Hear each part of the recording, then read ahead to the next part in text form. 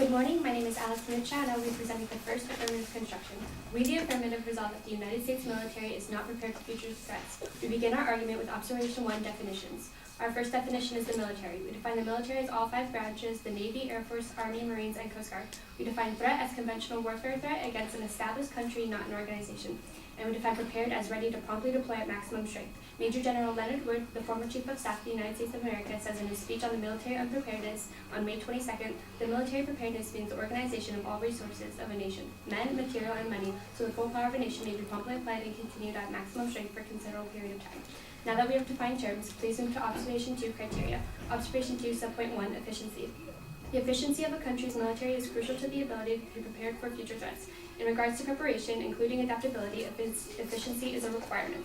This includes the ability to implement resources and strategies in a beneficial and productive way. We base preparedness on ability to react, adapt, and solve, which during a war depends on the efficiency of the military. Modernization.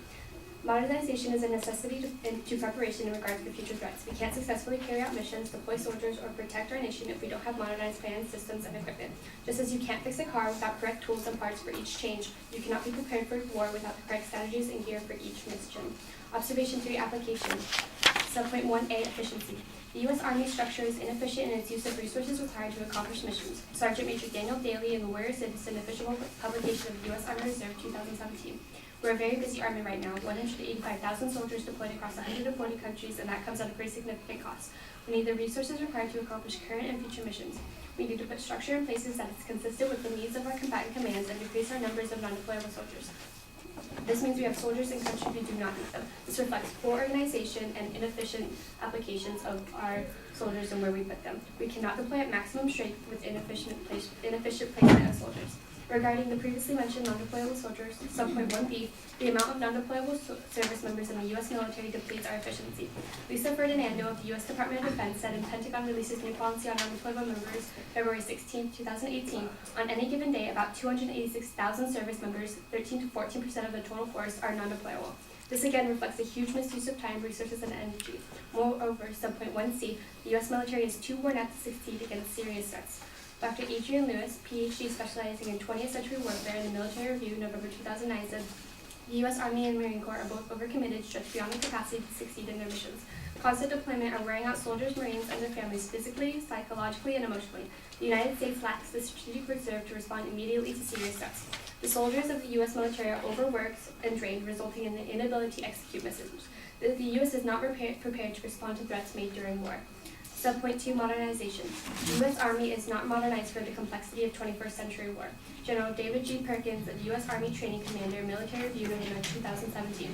In 2018, the U.S. Army required concepts that allow us to begin a modernization program to meet anticipated threats. The complexity of war on land continues to grow as the number of actors able to employ capabilities in air, sea, space, and cyberspace demands increase. The interrelationship of military activities with the base becomes much more problematic than when forces enjoyed a nearly uncontested superiority in each of them. When the next major fight comes, the 21st century large-scale ground combat will arrive with it, whether the Army is prepared or not. Other nations are growing their capabilities to attack in many different ways, cyberspace, air. We need to modernize to be prepared to respond to those attacks. Observation 2, subpoint 2B.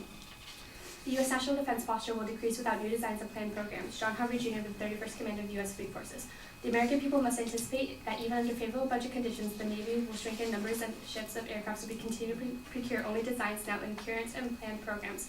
The design and programs we have in place now are not sufficient to be able to respond to any immediate threats, future or now. So the defense will decrease, leaving us even more unprepared for war. I now stand open for cross-examination.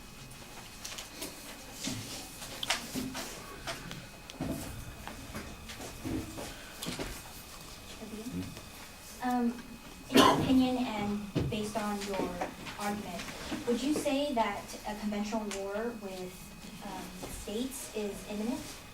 Do you mean states as in the United States or states as in Adversaries. Adversaries. Adversaries, yes. Our main enemies are Russia and China, which they're not organizations. They're not organizations. They are countries. They're not just organizations. Let's take, for example, that the U.S. military is not prepared. And given your applications, what are some policies, for example, that you would suggest would remedy these policies, even in my applications regarding non-deployable soldiers. This is a huge waste of resources, and having those non-deployable soldiers only waste resources, waste time, and proves how inefficient we are. So having a policy regarding non-deployable soldiers would be very beneficial to improving efficiency and further leading us to be prepared for future threats. What about larger projects, like in reference to equipment that might help troops? Modernization, again, it's more of keeping our systems modernized in regards to, as I said in subpoint 2C, it's important to, the other nations they're furthering their technology and we're staying stagnant. We need to make sure we keep furthering to become prepared for future threats. If we stay stagnant, then we are only simply falling behind.